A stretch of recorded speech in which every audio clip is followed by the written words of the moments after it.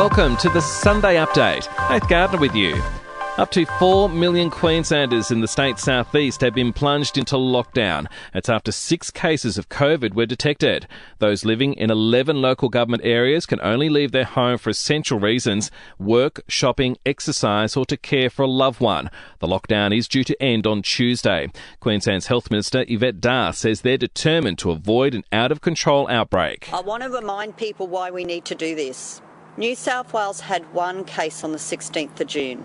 38 days later, they are at 3,000 cases. While the Queensland lockdown has affected the AFL and NRL fixtures, police and the ADF will be out in force today, making sure Sydney-siders are complying with COVID restrictions. They'll be making sure QR codes and masks are being used, and Defence Force personnel door-knocking to make sure residents are obeying stay-at-home orders.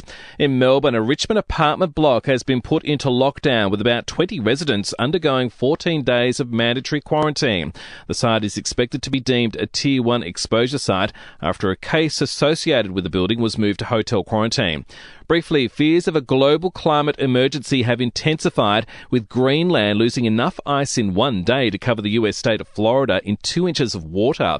Pilots in the US have been warned to look out for a man using a jetpack flying over LA, and we're being encouraged to celebrate National Tree Day today by planting a seed. Coronavirus restrictions have put a stop to plans for a mass planting event.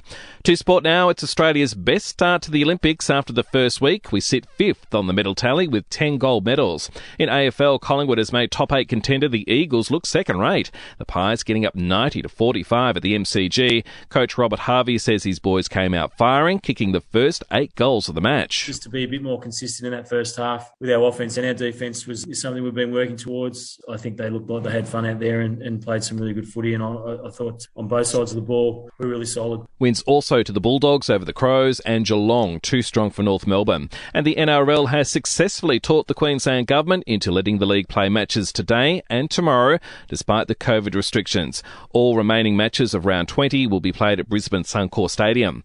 To entertainment news now, Gerard Butler is suing the producers of his 2013 film Olympus Has Fallen. The 51-year-old actor filed a lawsuit claiming he's owed at least $13.6 million in back-end compensation from the action film's profits.